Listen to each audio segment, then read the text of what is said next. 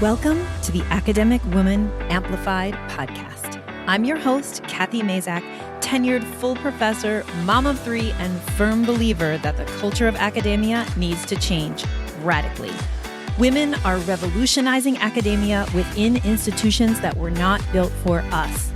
If you're ready to reject the culture of overwork, kick guilt and overwhelm to the curb, and amplify your voice to make a real impact on your field without breaking down or burning out, you're in the right place. And it all starts with writing. Let's go. New Year's resolutions get a bad rap. It's true, these beginning of the year promises to ourselves often get broken. But that doesn't mean that resolutions should be written off entirely. The new year is full of hope and promise. Everything is possible, right?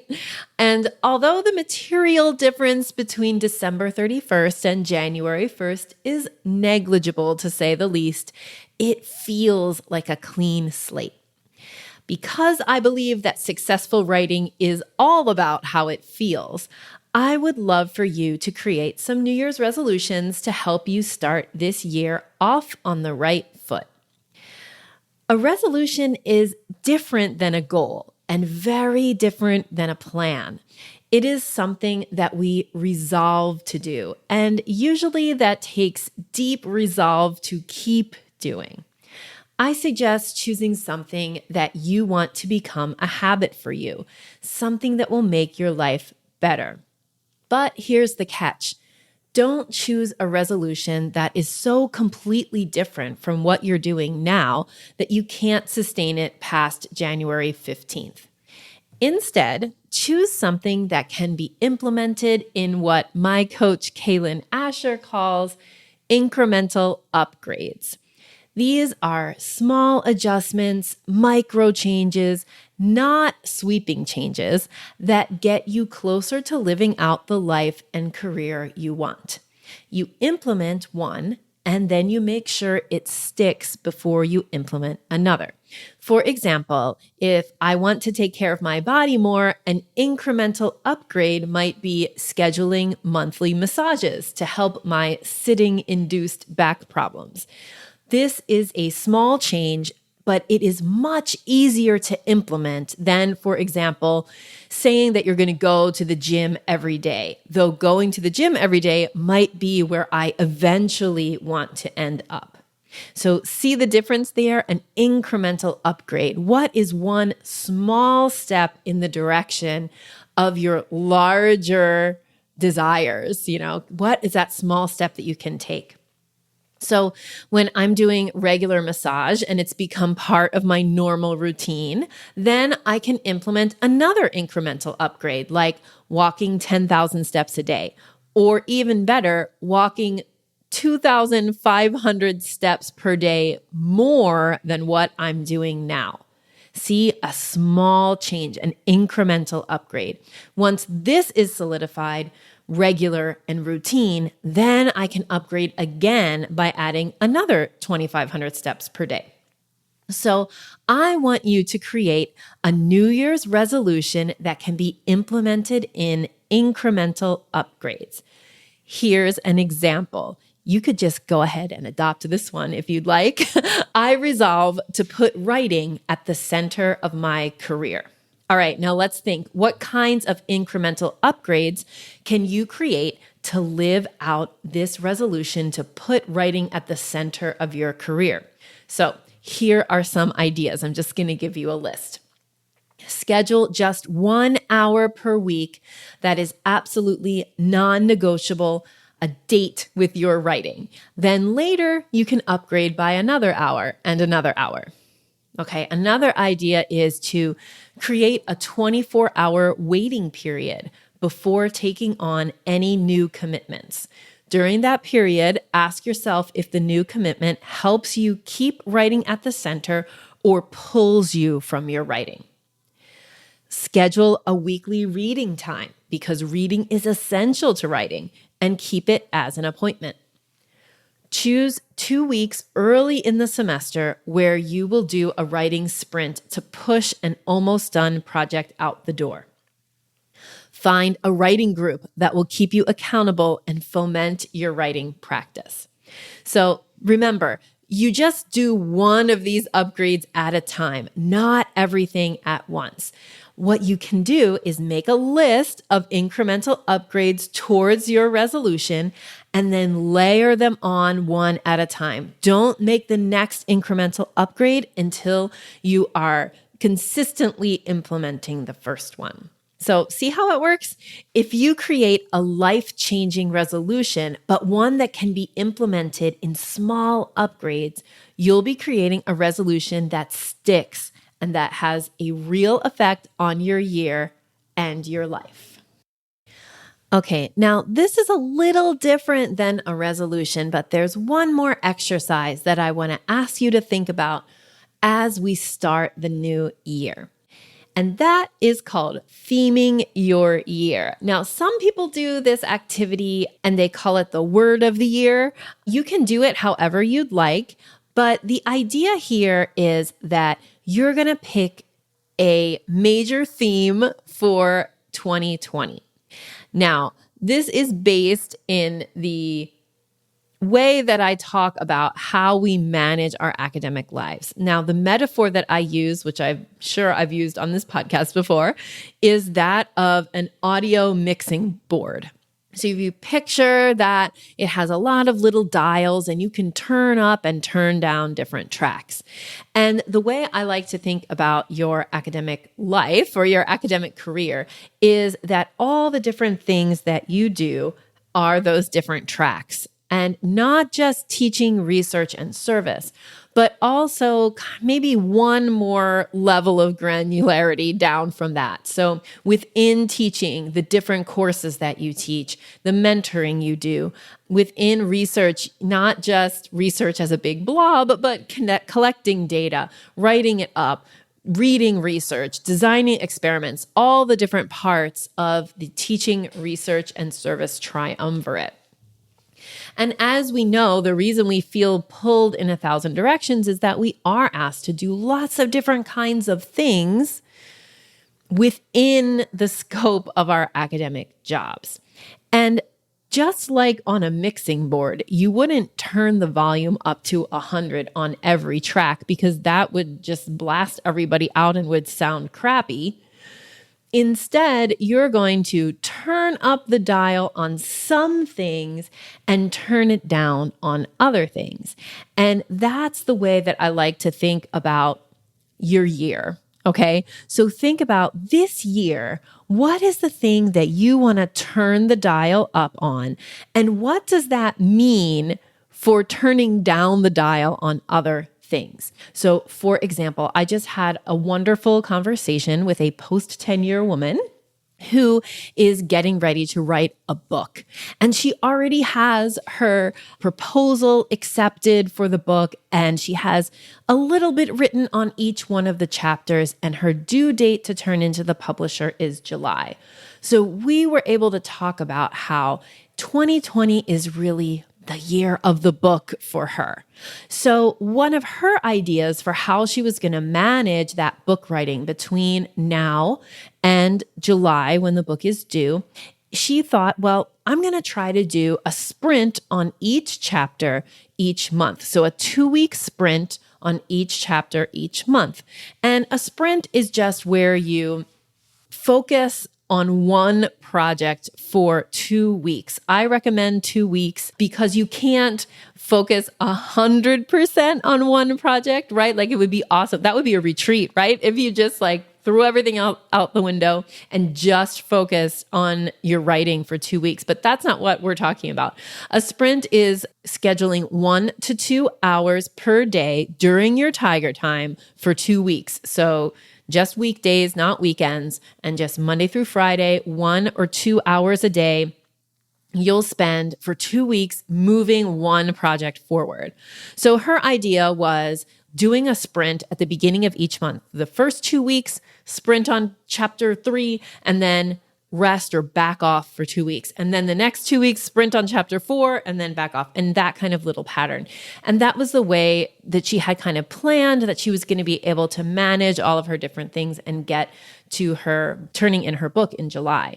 Now, of course, we may or may not hit that July deadline.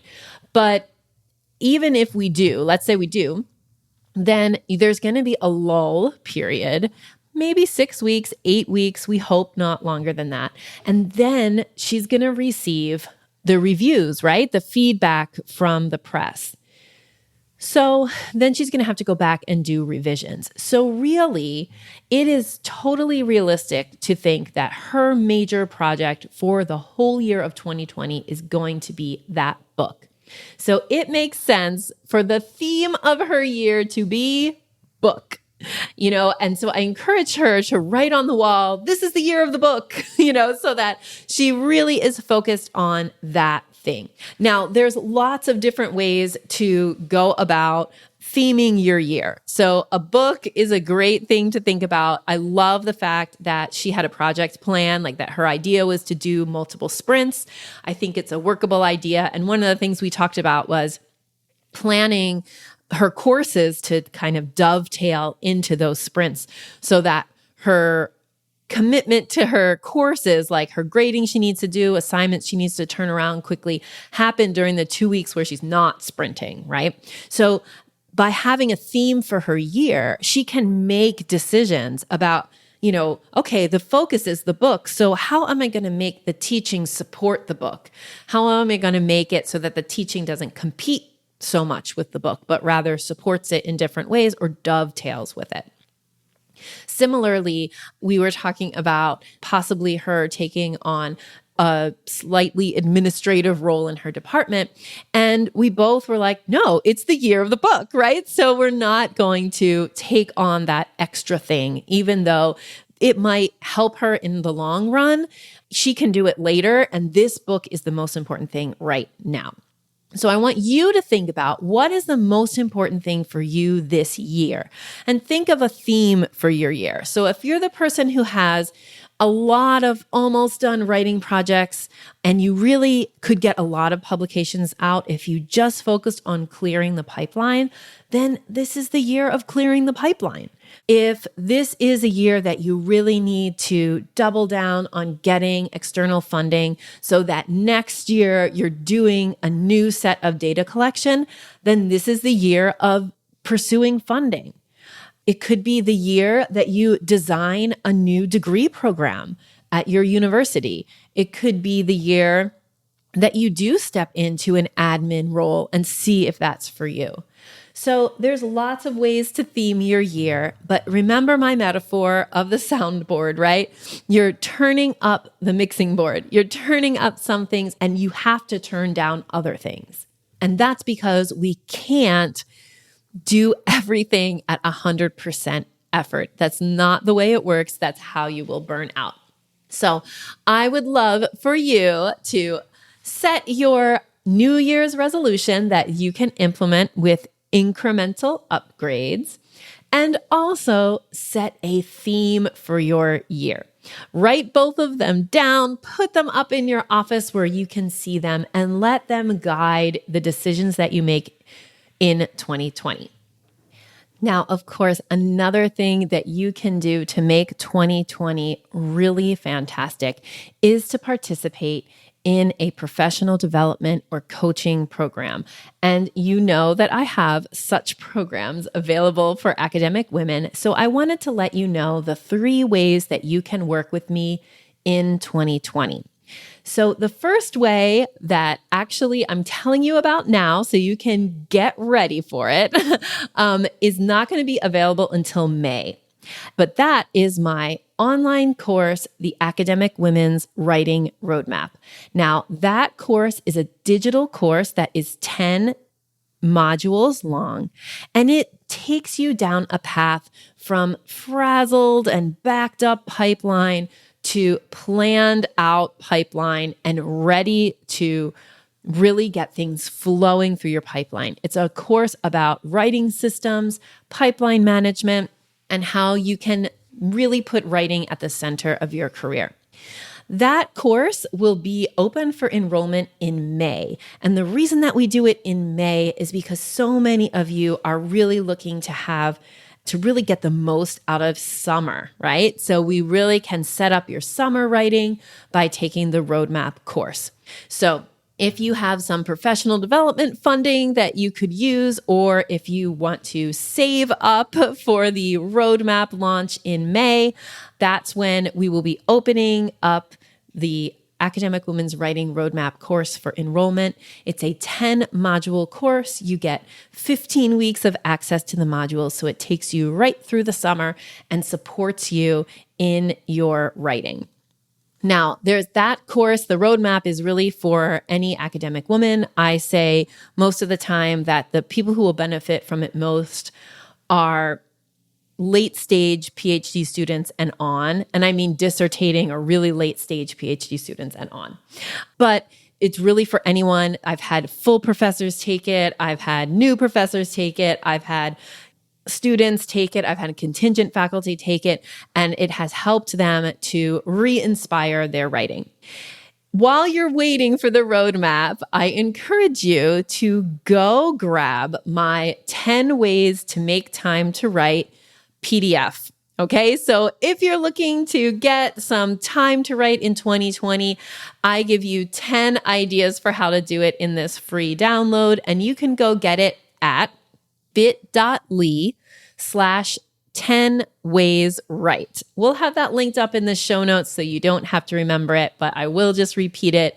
It's bit.ly, right? bit.ly/10wayswrite. So you can grab that, and if you grab it, you'll be the first to know when we are going to be enrolling the roadmap course in May. Now, we have a program for pre-tenure women called Amplify Faculty Writing Accelerator.